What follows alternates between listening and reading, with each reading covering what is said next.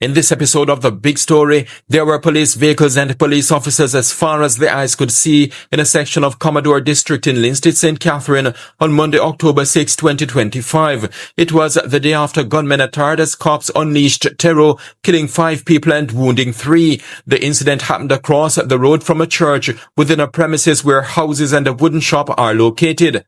This crime amounts to what I would describe as an act of criminal terror.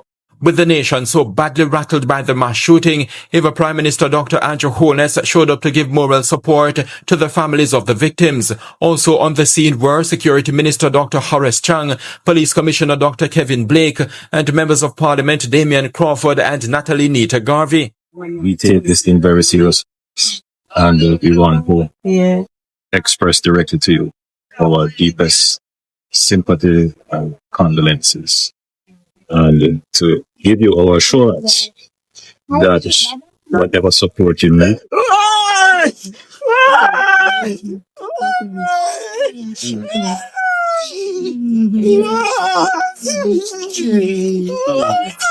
That weeping woman is the mother of one of the 5 murder victims, Joshane Walters, who was 19 years old. The other deceased are auto mechanic Mario Sullivan, who was in his early 40s, Aisha Washington, who is from Rosemount District in Linstead, Famous Amos, who is a security guard, and 4-year-old Shannon Gordon.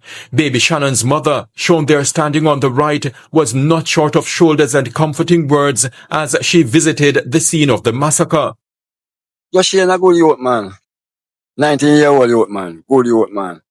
The man have a problem with nobody beside him. And the family will have a problem. I think go thing and talk to them and them will be vexed. And no further running up. Good youth. People love him. Joshane. I tell you. Miss your boy. Bad. Miss you. Miss you. Morning. Really morning. Miss you so much. The fallout from the criminal terror also was evident at Rosemount Primary and Infant School, which is located a relatively short distance away from the crime scene. 4 of the institution's students have been affected directly. They are the slain infant, 2 students whose mother was killed in the attack, as well as an 11-year-old girl who is among the 3 wounded victims in hospital. As a staff, we're grieving because these children are really beautiful children. And all of us, we know the students of our school. So I encourage Jamaica at this time. I encourage the community of Linstead to take a moment to reflect on our actions.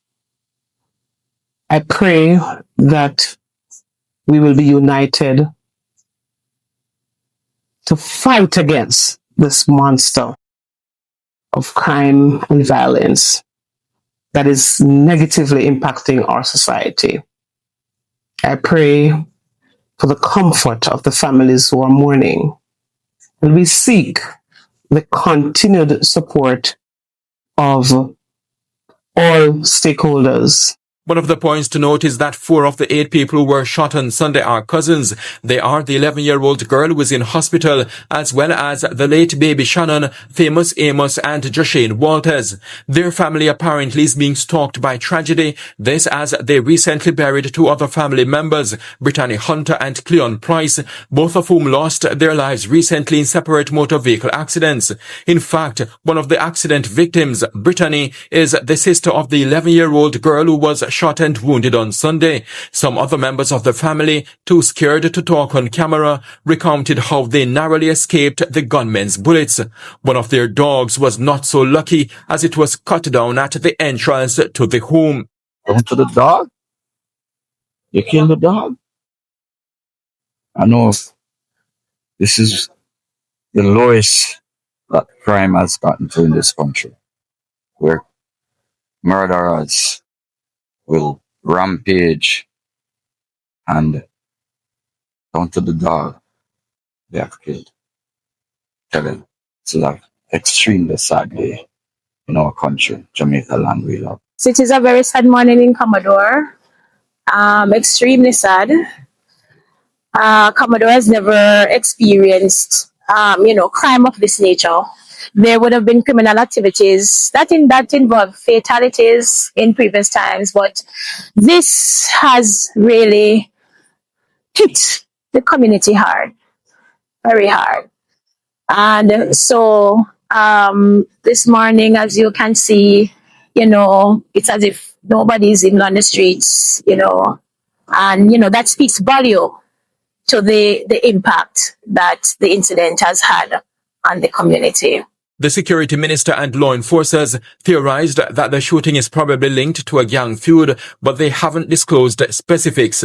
They also have not publicly stated if the incident is connected in any way to the man being shown on your screen, Glendon Bull Amos, a murder-accused, reputed gangster and former fugitive who has been in jail since January. He's from Commodore District and is a close relative of most occupants of the household that was shot up by a group of men posing as police officers. Arbitrary attack was unleashed on innocent citizens. By all accounts, a 4-year-old, 11-year-old, and 19-year-old, a mother of 3 children. By all accounts. Now, the conversation in the public domain as well about our crime fighting strategy sometimes forget the victims. And so my presence here as well is to highlight that we must also focus on the victims. The 3 children who are left behind by the murder of an innocent mother. The father who was just crying a while ago, his son didn't get to give him a grandson. The grandmother who was crying in her room, who was saying her grandson was the one who took care of her. Mm-hmm.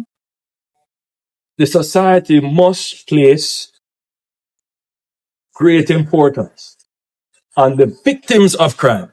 What I told them this morning is that, we will be here for them, supporting them, and to see them through. We will ensure that our presence is maintained and that they don't feel alone, that they have to go through this alone. The shooters fled the scene and up to publication time were still on the run. Law enforcers have promised to be relentless in their effort to catch them and bring them to justice. So far, investigators have, among other things, collected witness statements and retrieved spent casings. That forensic investigator on your screen was seen examining even the corpse of the slain dog, which residents were asked not to dispose of as yet, as it was part of the crime scene. I'm hoping that police security forces will find these perpetrators and bring them to justice in the shortest space of time. While detectives are doing their jobs, civilians have been asked to assist. That's why the government, the day after the shooting, announced a $2 million reward for information leading to the arrest and charge of the shooters. But outside of that, it is a duty of every citizen to provide us with the information. And I really sincerely urge those citizens, those members of the communities who know, please share the information with us. It is ultimately in your benefit. To lessen the likelihood of additional attacks and reprisals, the police, the evening after the massacre, announced a 48-hour curfew restricting movements in and out of Commodore. A similar curfew also has been imposed in Linstead's 2 other troubled communities, Banbury and Trinity. Whatever we do as a security response must have endurance. So the criminals, sometimes they will go and hide. And as the commissioner said, they have safe haven and people protect them and surround them. And then they wait and then they come back. That would be a fatal error on their part because what we have built into the security forces is endurance. So they will stay in the community. They will maintain a long-term presence. For the criminal-minded persons, we're saying to you, allow the Lord to speak to your hearts. We can't afford to lose any other members of our community. This was a very, very, very good community. We all grew up together in this community. And so we're saying to you, desist from doing this. We're saying to you, give the Lord a chance in your life. If you do that, then things can turn around. The community of Linstead, which struggled over the years with gun violence, has been experiencing relative peace in recent months. During a visit to the community after the mass shooting, Assistant Commissioner of Police in charge of Area 5, Christopher Phillips, stated that before Sunday's terror, a total of 8 people had been murdered in the Linstead area. That reflects a decrease of more than 50%. Reporting from Linstead in St. Catherine, this is the Jamaica Beacon.